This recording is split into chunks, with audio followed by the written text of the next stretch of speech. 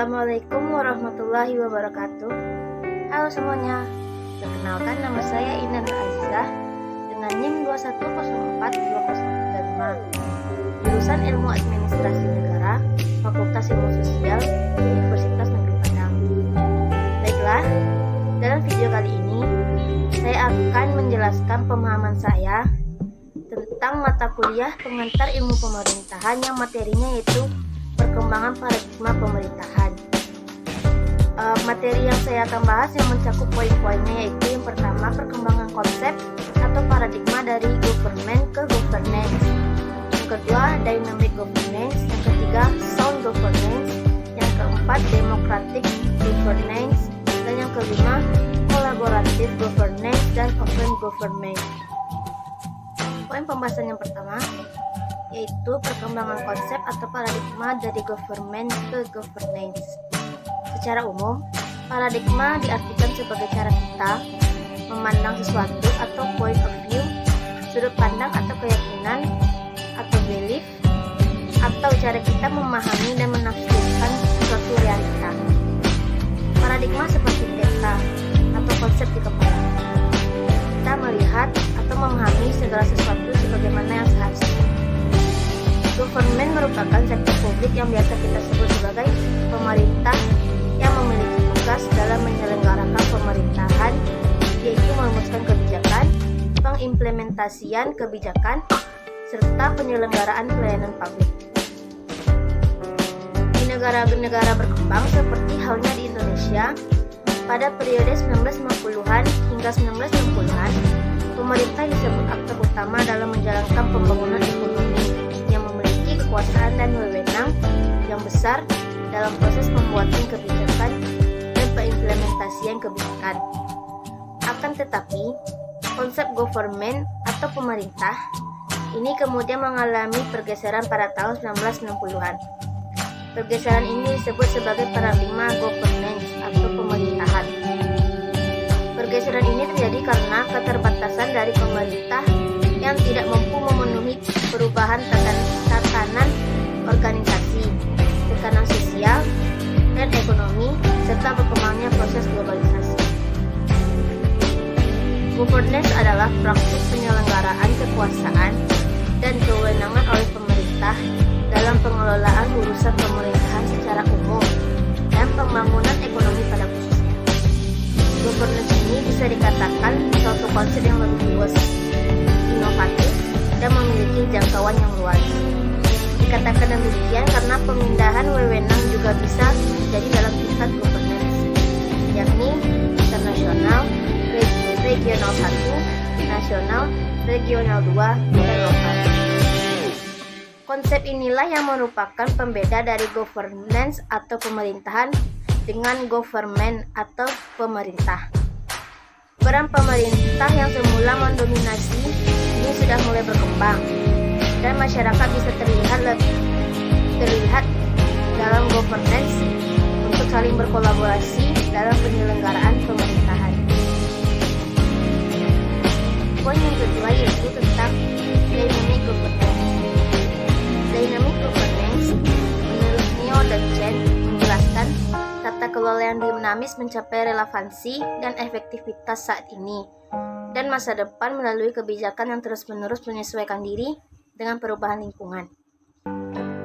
Neo dan Chen kembali memberikan argumentasinya.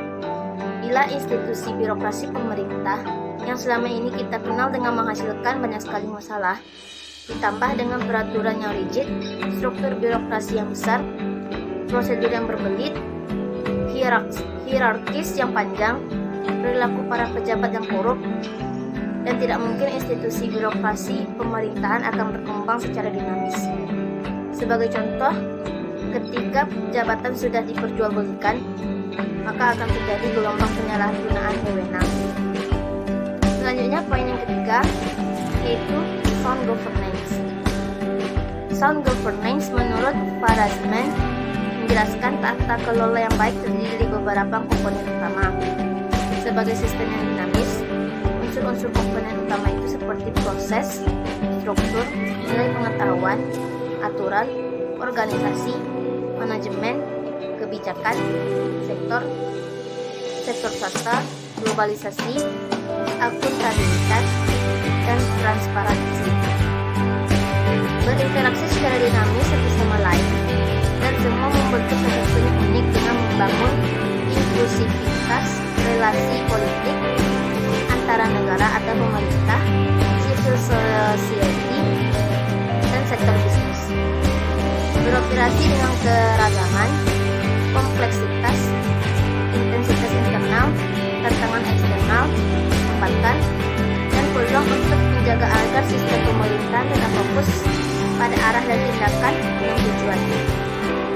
Sedangkan karakteristik dari proses tersebut berkontribusi pada peningkatan kapasitas inovasi, kreativitas, dan respon adaptif. Frasman menjelaskan secara konseptual teoretik, inovasi bercerita tentang semua komunikasi yang menggabung perilaku biologis dan teknis manusia. Selanjutnya, poin yang keempat yaitu democratic governance. Democratic governance adalah sebuah mekanisme, proses, hubungan, dan kebiasaan yang kompleks, di mana pencapaian tujuan pemerintahan dilakukan melalui sistem dan proses perumahan kebijakan yang partisipatif, transparan, akuntabel, dan penegakan aturan hukum.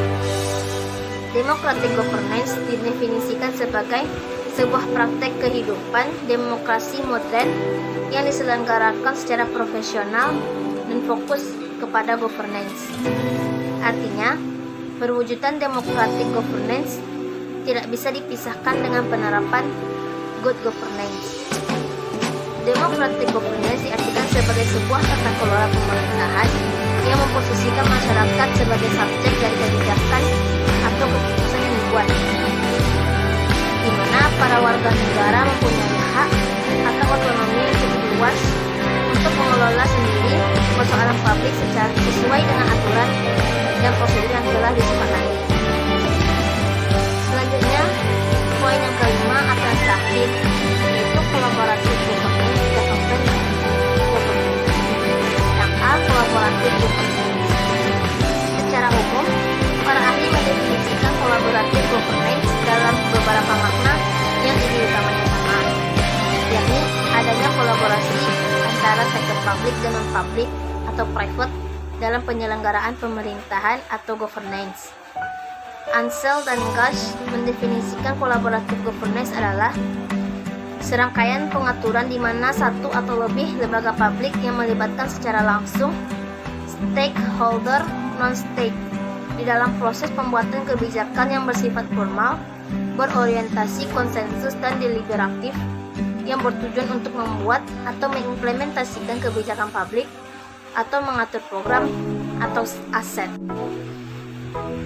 Yang B yaitu open government.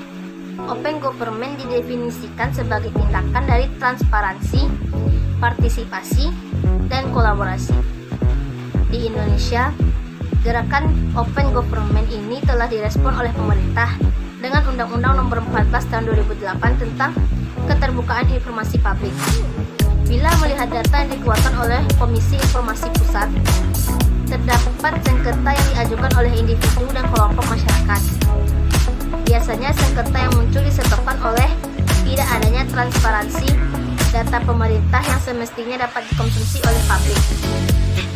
Beberapa studi juga menyebutkan bahwa transparansi dalam penyelenggaraan pemerintah atau prinsip good governance tidak begitu baik pelaksanaannya di beberapa negara yang berkembang. Baiklah, sampai disinilah pemaparan materi yang saya pahami tentang perkembangan paradigma pemerintahan. Semoga dengan materi yang saya sampaikan bisa bermanfaat dan dapat diambil kesimpulannya. Terima kasih sudah menonton video ini dari awal sampai akhir. Saya Ina